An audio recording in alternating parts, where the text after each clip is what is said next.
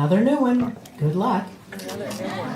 And for those of you who don't read musical notations, as I don't, Joe tells me, we will sing the first two lines through twice and follow with the last two lines sung twice. Thank you.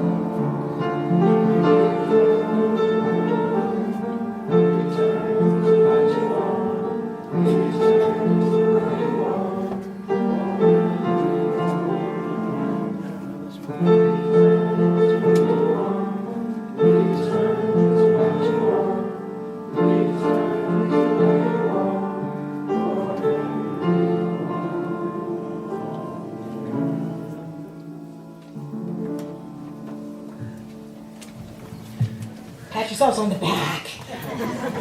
Really well. Today's speaker, Nick Reachmak, is a member of our congregation who has generously come this morning, as he has on past occasions, to share his insights with us. As a congregation, we can be assured that each week someone will grace this ambo with words of insight and reflection and inspiration. Some do this professionally, and we give them a stipend when they do. And then there are those like Nick, who do it because they were asked and generously and courageously said yes. We are so grateful to have him and willing souls like him among us in this community. Nick's topic this morning is hope, mortality, and action. Welcome, Nick. Thank you, Judy.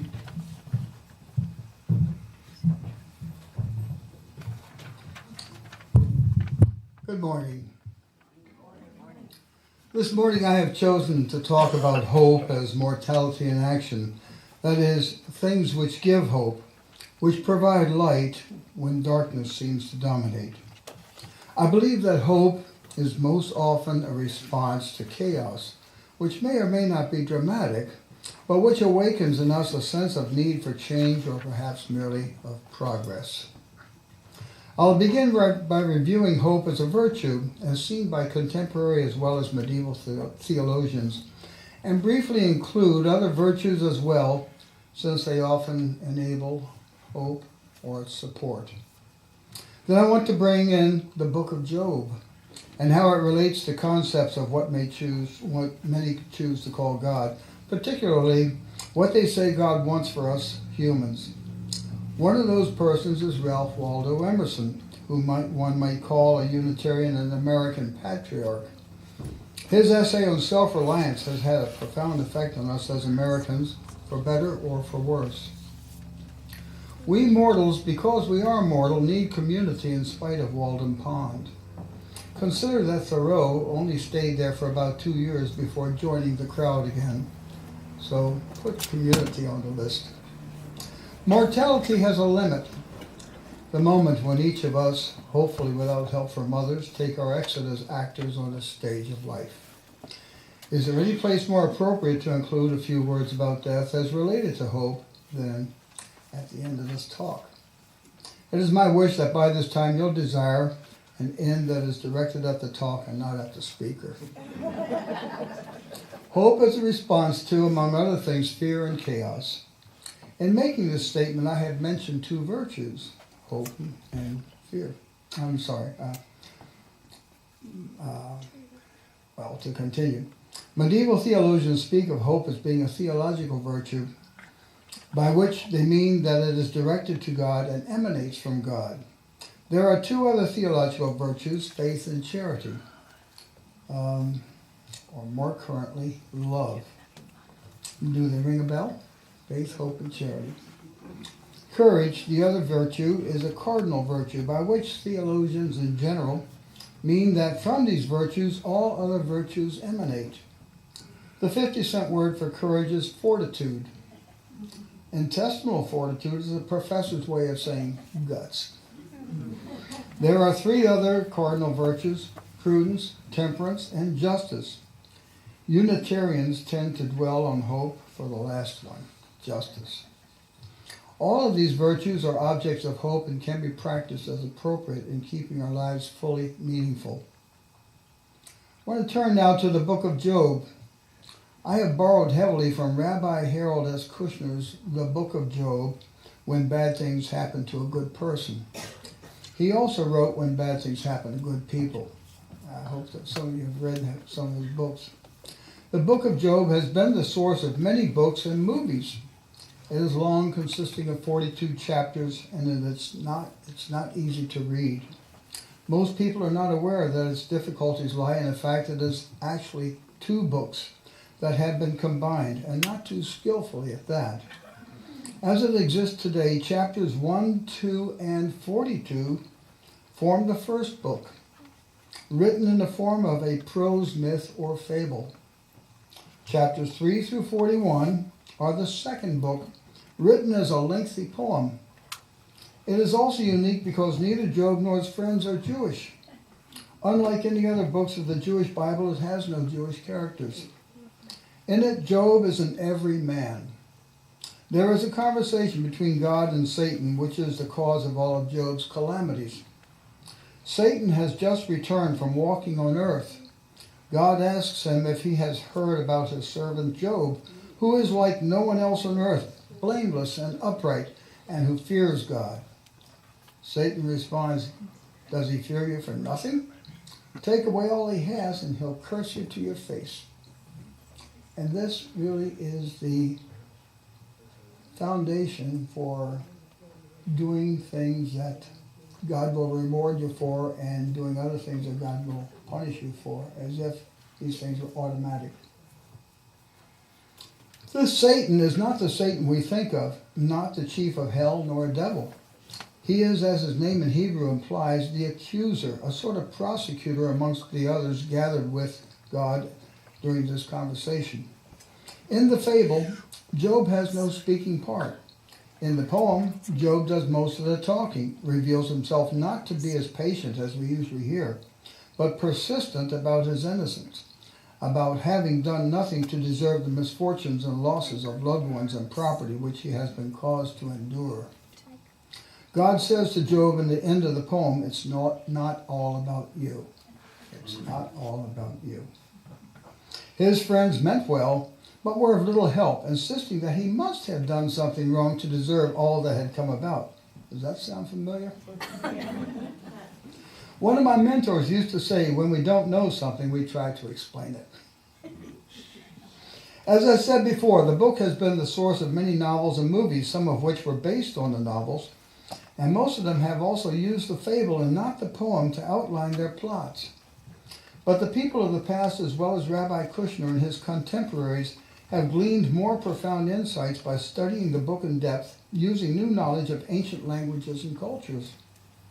They see the book of Job as a radical challenge to the doctrine of reward for the righteous and punishment for the wicked, and an equally radical rejection of the anthropocentric conception of creation expressed in biblical texts from Genesis onwards. They have come to the conclusion that a truly good God cannot be all-powerful, and know that God cannot command us to love. Acceptance of God's will is not enough. Love is the only answer to the ancient human cry against injustice. Kushner concludes that Job's friends tried to provide answers to unanswerable questions. In that they failed, but in being friends, in being what a community means, they succeeded. Kushner also provides thoughts relevant to the Jewish Bible as a source of inspiration, with a few other things to ponder. God in Scripture has designated two areas of creation in which his control has been ceded: the domain of nature along with its laws, and the freedom to choose between good and evil. I might add that back in the 1960s, when the death of God was being discussed, That thought was countered with, God is not dead. He just has the decency to leave us alone. From Abraham Joshua Heschel, Kushner quotes, the Bible is not Israel's theology, it is God's anthropology. It does not teach us who God is, but who God wants us to be. Viktor Frankl once said, we need to remind ourselves that we cannot control what the world does to us. We can only control how we choose to respond to what it does to us. This brings me to the thoughts about community and for our community. Ralph Waldo Emerson wrote an essay on self-reliance, which still affects the American way of life. Emerson's essay was meant to give support to those who opposed religious dogma, doctrines, and rituals. That was principally what his essay was about. Thoreau's book, Walden, provided ideas which evolved into a philosophy of self-determination, interpreted as rugged individualism expressed in legends of Daniel Boone and major themes of many of John Wayne's movies. And many Americans today see that as the ideal American way of life. But something happened which challenges that philosophy. It was the repatriation of Americans held as war prisoners by the North Koreans in the 1950s. There was shock and surprise when news revealed that 22 of those Americans, all Army soldiers, U.S. Army soldiers, did not want to come home. They wanted to stay in North Korea. It was unbelievable. North Korean brainwashing was the obvious answer, but it hadn't worked on all the others. Why had it worked on them? The Department of the Army wanted to know. A World War II Marine veteran who had used the GI Bill to become a successful psychologist, and by the way, he was a personal friend of my family, was given a government contract to research the question. He found out two things. Those who did not want to come home had one thing in common. They were rugged individuals who thought that they didn't need anyone's help, which would have been a sign of weakness. Of those prisoners of war who wanted to come home, what they had in common was friendship, compassion, a sense of we're all in this together. They knew how to stick together and support each other. Thoreau's self-reliance was all we think it was.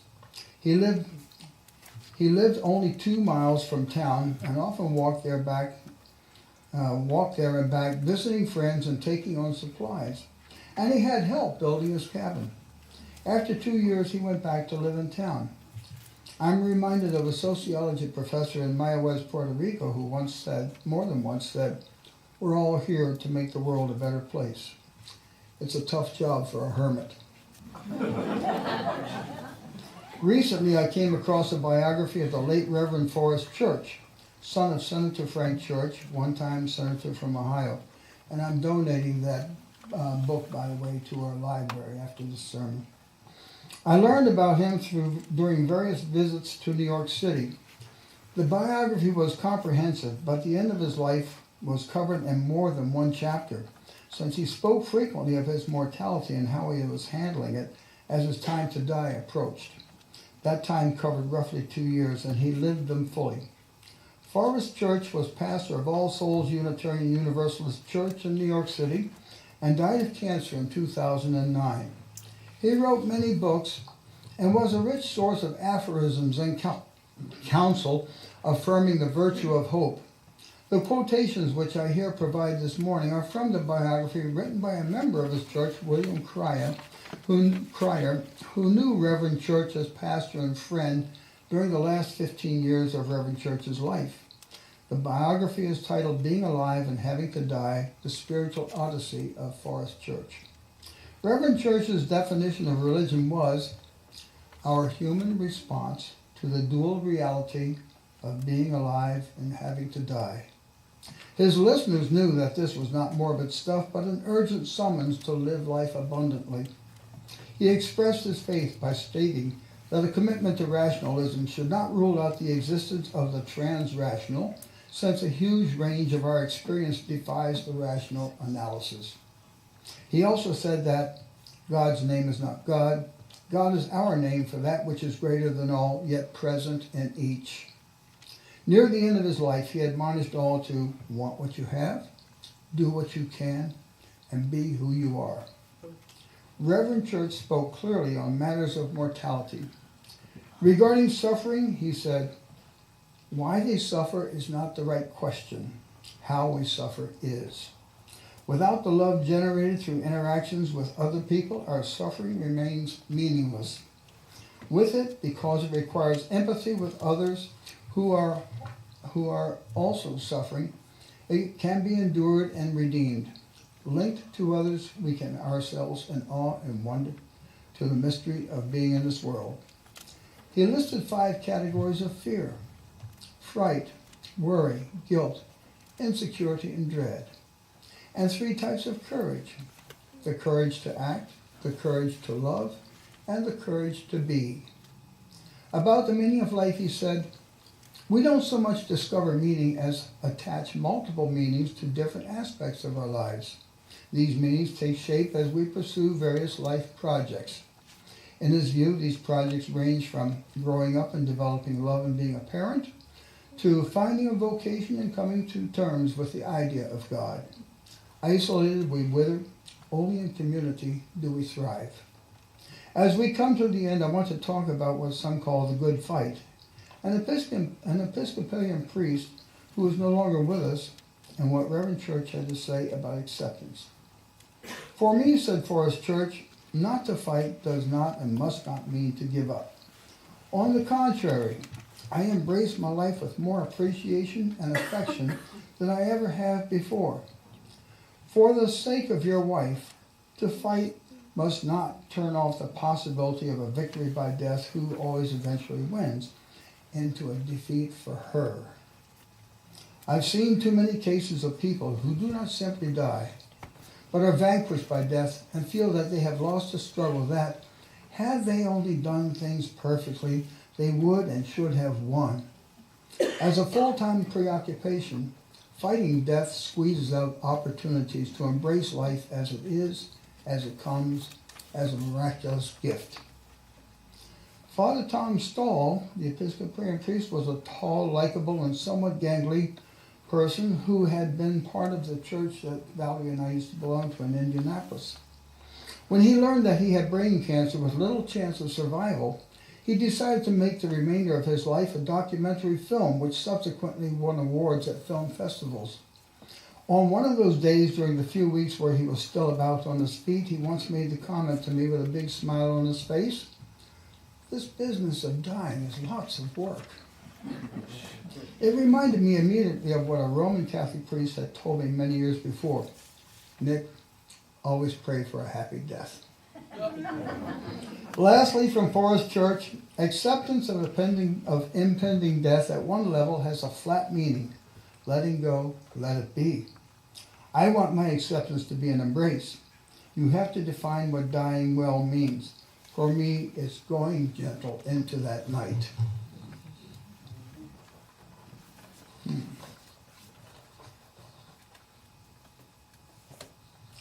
Got things a little mixed up here. Oh, yeah. Okay. Help may not be something tangible. Hope may not be something tangible, but it is a way of life. God helps those who help themselves. Perhaps, but I suggest it might be better to say, God helps those who help others. There's one other thing I wish to share which reaffirms my hope. Last Wednesday night, Valerie and I were at the Greyhound bus terminal in Phoenix to assist undocumented detainees being dropped off to go free to destinations all over the country. There were about 12 or 14 that night, and 2 spoke passable English. One of them was helping all the others gather their things, helping them get their shoelaces back on their shoes, and trying to get his bearings. The people gathered around him were headed for New York, Philadelphia, Atlanta, and other far-off places. The other had drifted over to where Valerie was standing outside the terminal. His name was Mustafa. He was headed, surprisingly, to Tempe, of all things. Both men had been informed that by that time that we were volunteers offering to help at no cost to them, including use of our cell phones in case they needed to call someone to buy their bus ticket or just to let friends or family know that they were out and on their way. When Mustafa, who had been in detention for 7 years and had just been let go, realized what we were about, He pulled out an envelope out of his pocket with $30 in it and wanted to give it to us to further our cause. We immediately told him we could not take it, but that someone else in the group might not have enough money to buy food for the trips to the East Coast. It takes about 5 days by bus to get from Phoenix to New York and Philadelphia. He wound up by helping a young woman who was destined to go to Atlanta, and it seemed his choice was the right one. Winter is already here for those travelers leaving our sunshine and warmth.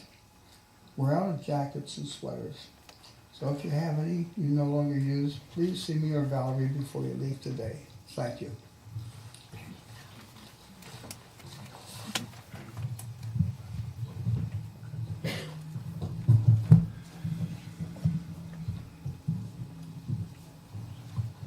Thank you, Nick. Please stand as you're willing and able and join in singing our closing hymn, 1021, Lean on Me.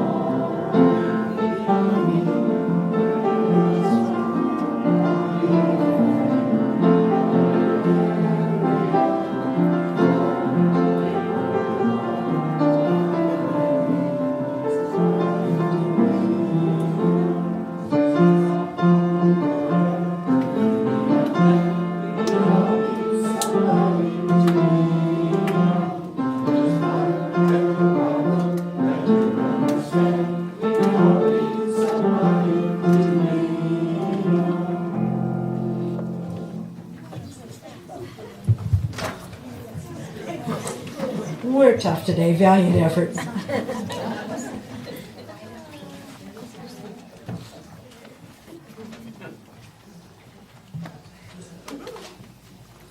Please join me now in the reading of our West Valley UU Church's mission statement. It is in your order of service. We agree to provide a safe place to celebrate diversity, draw inspiration for living better lives, foster social and environmental justice, and support each other in our spiritual searches. I want to again extend our thanks to Nick Reachmak for speaking this morning. My tongue's not working. We also thank Jo for the beautiful music that she so faithfully brings to our services. Thanks to Nancy Drago for presenting the chalice lighting words, to Joy Bowen and Diane Snyder, our greeters, to Kimberly Escalante, who prepares our kitchen for hospitality week after week, to all those whose behind-the-scene efforts keep our spaces up, inside, and out, and got the lights on this morning. Thank you, Noel. I assume that was you. We will now close with the benedictory words of Barbara Peskin, a Unitarian Universalist. Because of those who came before, we are. In spite of their failings, we believe. Because of, and in spite of, the horizons of their vision, we too dream. Let us go remembering to praise, to live in the moment, to love mightily, and to bow to the mystery.